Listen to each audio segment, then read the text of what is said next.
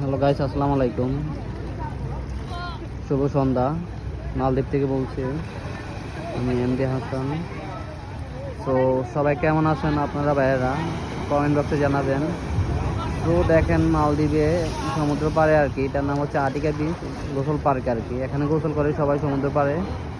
তো বিকালবেলা অনেকটা ফিল হয়, জায়গায় অনেকটা সুন্দর। সবাই গোসল করতে আসে আর কি, এটাকে বলে একটা গোসল পার্কই আর কি। আর এমনি নাম হচ্ছে এটার আটিকা বিচ। তো সবাই আসবেন এখানে বিকালবেলা, একটা কি সমুদ্রের যে একটা হাওয়ার একটা ফিল করবেন আর গোসল করতে আসবেন সবাই।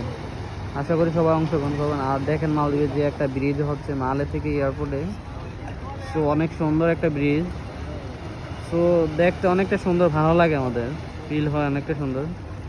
তো আশা করি সবাই বাংলাদেশ থেকে যারা আসেন টুরিস্টে ঘুরতে আসবেন, ভালো লাগবে।